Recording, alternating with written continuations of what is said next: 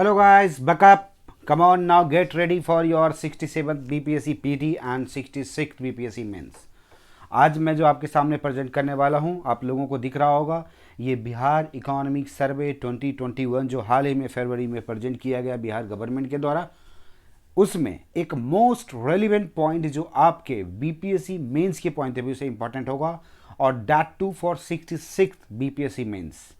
आप लोगों को पता होगा कि कोविड के कारण लॉकडाउन हुआ, अनलॉक पीरियड हुआ, उसके कारण न केवल वर्ल्ड में, न केवल इंडिया में, बल्कि बिहार भी उसे अछूता नहीं रहा। ऐसे में अगर आपको मेंस में पूछा जाए कि बिहार के एग्रीकल्चर एक्टिविटीज़ को बढ़ाने के लिए इस कोविड में बिहार गवर्नमेंट के द्वारा किस तरह का इनिशिएटिव लिया गया है, तो आपके माइंड में कुछ थॉट्स ज़रूर आएंगे। या अगर ब्लैंक होता है, आप सोचते हैं कि इस तरह का कौन सा प्रोग्राम है और स्कीम्स है जो आपके आंसर में कंटेंट के तौर पे आ सके, तो चलिए, अगर नहीं है माइंड में तो मैं उसी पॉइंट को हाईलाइट कर रहा हूं।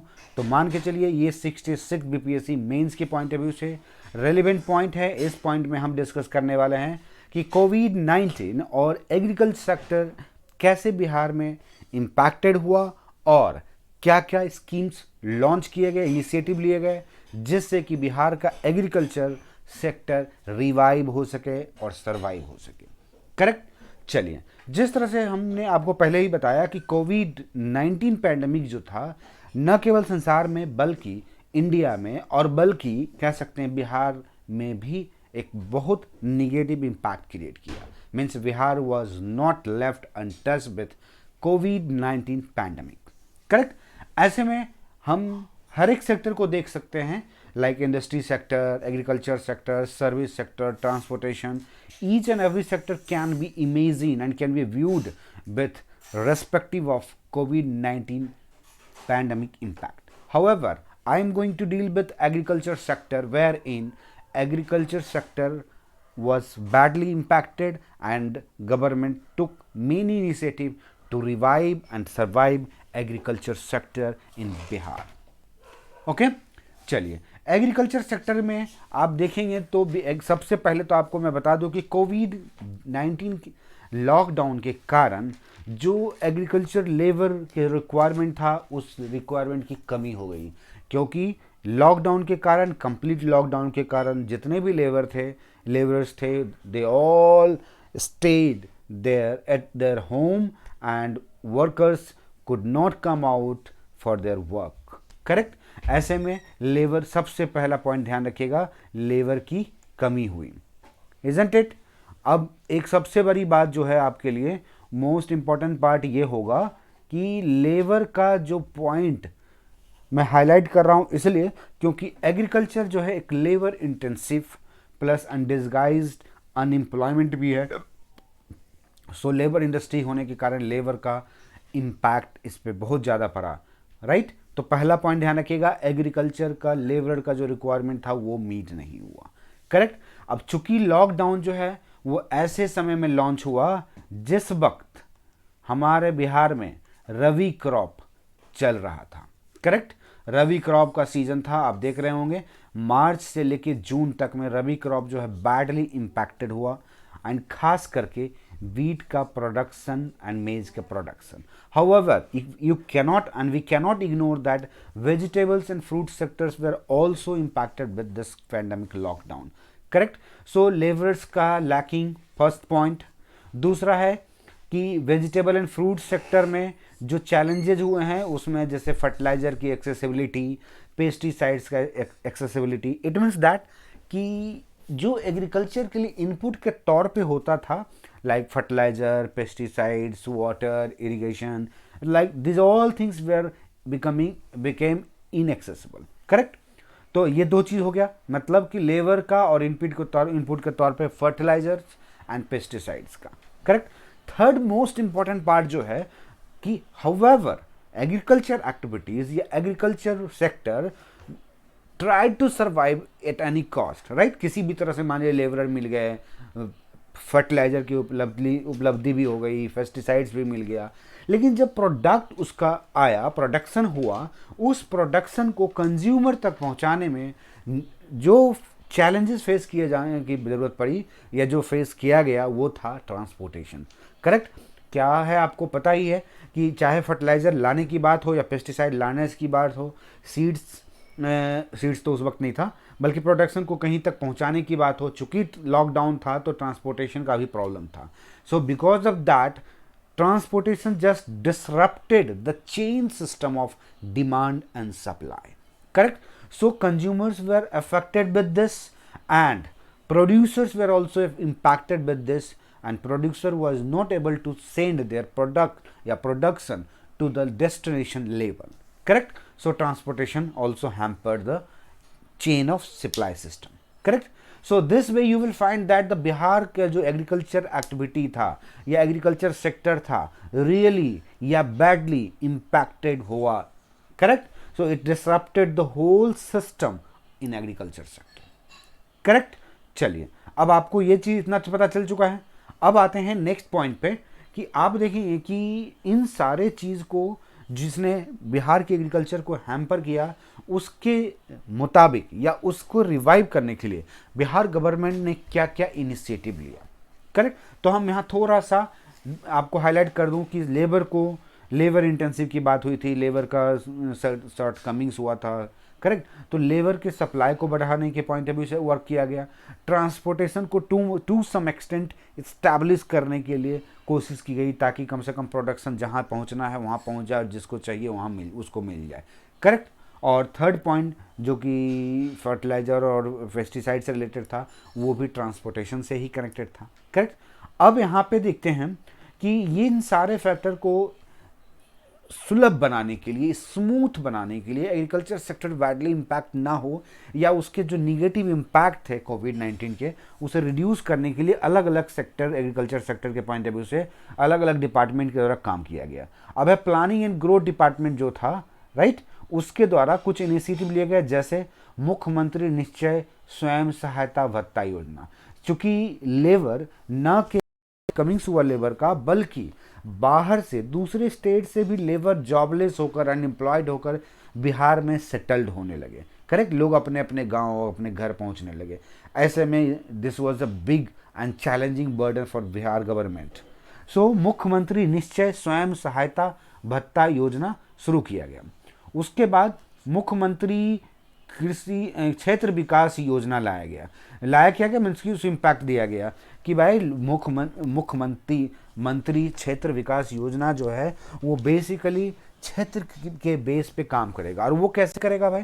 तो MP local area development scheme जो है उसके अंतर्गत इस पर वर्क किए जाने की बात हुई। अब यहाँ पे देखिएगा, एमपी लोकल एरिया डेवलपमेंट, फिर बॉर्डर एरिया डेवलपमेंट प्रोग्राम, इन चारों प्रोग्राम के थ्रू बिहार में जहाँ जहाँ पॉसिबल हो सकता था, इन सारे चैलेंजेस को स्मूथ करने का कोशिश किया गया। राइट।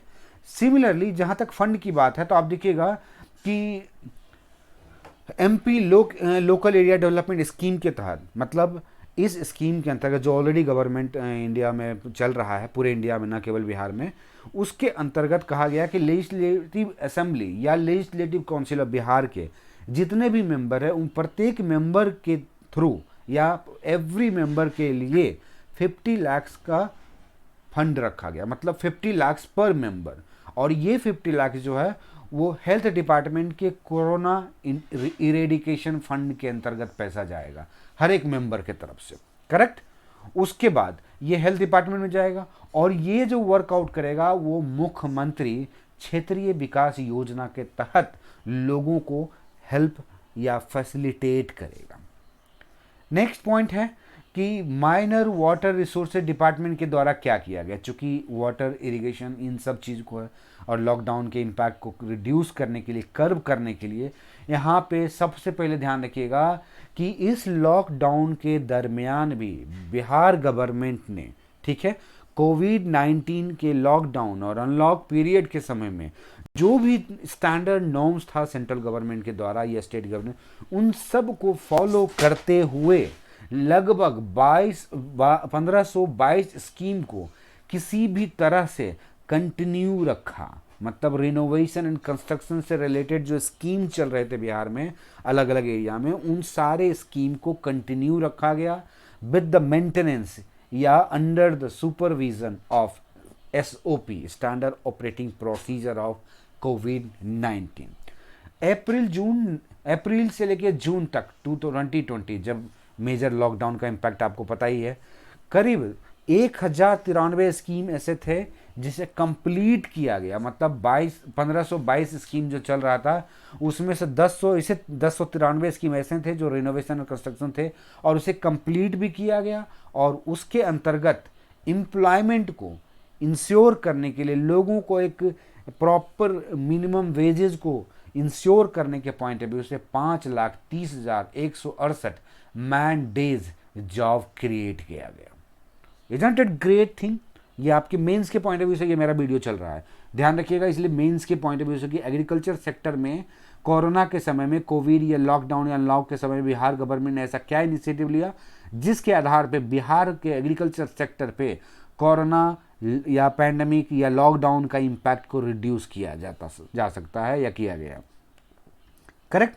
चलिए नेक्स्ट पॉइंट है एनिमल एंड फिशरीज रिसोर्सेज के द्वारा। करेक्ट। तो आपको डिपार्टमेंट वाइज मैं डिस्कस कर रहा हूँ। तो एनिमल एंड फिशरीज रिसोर्सेज का मुख्यतः जो काम था, सबसे पहले दिखेगा कि इसने क्या किया कि भाई जीविका स्कीम जो चल रहा था, उस जीविका स्कीम के अंतर्गत बोला कि भाई 3 ऐसे ब्रीडेबल, मतलब डिफरेंट ब्रीड्स के 3 ऐसे गोट्स हर एक फैमिली को 3 फ्री ब्रीडेबल गोट्स दिए जाएंगे और that too will be free of cost. मतलब each and every eligible family will get, मतलब would have received, correct, 3 breedable goat, बकरी जिसको बोलते हैं, जीविका स्कीम के अंतर्गत। नेक्स्ट पॉइंट था कि चिक्स को भी जीविका स्कीम के अंतर्गत फैमिली वाइज सब्सिडाइज रेट पे प्रोवाइड किया गया। मतलब आप समझ सकते हैं इसमें 2 चीज़ है। एक तो उनका जो चिक्स के फार्मा या डेयरी इस तरह का जो चल रहा था, फार्म जिसको बोलते हैं डेयरी फार्म या चिकन फार्म, तो चिकन फार्म को इंश्योर करने के लिए या उनके लाइवलीहुड को इंश्योर करने के लिए, उनको जॉबलेस से बचाने के लिए ये सब चल रहा था। नेक्स्ट है उसी स्कीम के अंतर्गत, मतलब एनिमल एंड फिशरी रिसोर्सेज के द्वारा मास अवेयरनेस ड्राइव भी चलाया गया, या कह सकते हैं ओवरऑल गवर्नमेंट के द्वारा भी चलाया गया। क्योंकि इस दरमियान क्या हो रहा था, कोविड-19 से इतना फियर क्रिएट हो गया था कि लोगों को ये लगने लगा था कि चिकन, मीट, एग्स, ये सब खाने से भी कोविड-19 हो सकता है। ऐसे में बिहार गवर्नमेंट का एक रेस्पॉन्सिबिलिटी बनता था कि इस मिसकंसेप्शन को लोगों के माइंड से दूर किया जाए। तो इसके लिए मास अवेयरनेस ड्राइव चलाया गया, फर्स्ट थिंग। सेकेंड थिंग, उसके लिए क्या क्या किया गया भाई, तो इस मिसकंसेप्शन को दूर करने के लिए हर एक डिपार्टमेंट से प्रॉपरली कोऑर्डिनेशन किया गया और अकॉर्डिंगली मैसेज कन्वे किया गया कि चिकन, मीट और एग्स खाने से कोविड-19 नहीं होता है। करेक्ट। साथ में एडवर्टीजमेंट, मास अवेयरनेस के पॉइंट ऑफ व्यू से जगह जगह पे अलग अलग तरीके से, like print media, electronic media को ध्यान में रखते हुए इसका एडवर्टीजमेंट भी किया गया। करेक्ट। उसके बाद नेक्स्ट पॉइंट है इसमें कि लाइव स्टॉक रियरर्स का और उनके लाइवलीहुड स्टॉक दोनों को इंश्योर करने के लिए, केयर करने के पॉइंट ऑफ व्यू से, न केवल रियरर जो लाइव स्टॉक को पालते हैं उनके लिए, बल्कि उनके प्रोडक्ट, मतलब लाइव स्टॉक जैसे चिकन है या कैटल हैं, उन सब का केयर करने के पॉइंट ऑफ व्यू से ड्राइव चलाया गया लॉन्ग एंड लार्ज स्केल पे। करेक्ट। उसके बाद चूंकि जो मास अवेयरनेस प्रोग्राम था और मिसकंसेप्शन को दूर करना था और सप्लाई चेन जो ब्रेक हो गया था, उस सप्लाई चेन को रीस्टैब्लिश करने के पॉइंट ऑफ व्यू से अगेन छोटे छोटे शॉप्स, रेस्टोरेंट्स को प्रेस्क्राइब टाइम के अंतर्गत खोलने का प्रोविज़न रखा गया। राइट। ट्रांसपोर्टेशन को फैसिलिटेट किया गया कि भाई थोड़ा सर्टेन कंडीशन में, सर्टेन सर्कमस्टांसेस में, सर्टेन सिचुएशन में ट्रांसपोर्टेशन को इस्टेब्लिश करना जरूरी है। करेक्ट। तो ये था एनिमल एंड फिशरीज रिसोर्सेज या अलग अलग डिपार्टमेंट जो कि एग्रीकल्चर सेक्टर या एग्री सेक्टर को कोविड-19 के इम्पैक्ट से छुटकारा दिलाने के लिए या इम्पैक्ट को कम करने के पॉइंट ऑफ व्यू से बिहार गवर्नमेंट के द्वारा अलग अलग पैमाने पे, अलग अलग डिपार्टमेंट के द्वारा अलग अलग लेवल पे, लार्ज स्केल पे काम किया गया। ओके, सो होप कि आप लोगों को अब ये पता चल चुका होगा कि मेंस में कई बार ऐसा हो सकता है पूछा जाए कि डिस्कस द एग्रीकल्चर एक्टिविटीज़ या agriculture status of Bihar and also discuss the initiative taken by government during कोविड-19 प्रोग्राम, कोविड-19 पैंडमिक। करेक्ट। तो कोविड-19 के समय में कौन कौन सा स्टेप्स लिए, एग्रीकल्चर स्टेटस तो आप बता ही देंगे, बहुत सारे लोगों ने आपने पढ़ा, और हमारे जो वी डिज़र्व टेलीग्राम चैनल का ग्रुप है उसमें भी मैंने क्वेश्चन भी पूछा है एग्रीकल्चर के सेक्टर पे। लेकिन पैंडमिक के समय में कौन कौन सा इनिशिएटिव लिया गया था, उस पर आप इन सारे डेटा को इकोनॉमिक सर्वे से जो मैंने पुटअप किया है उसे इंक्लूड करके अपने आंसर को और भी अपडेटेड एंड परफेक्ट बना सकते हैं। Okay guys, so thank you and keep it up and do not lose your energy for mains, do not lose your energy for PT also। अगर आपका PT हो रहा है तो मेंस में लगे रहिए, नहीं हो रहा है तब भी मेंस की तैयारी कीजिए, then this will be your greatest achievement।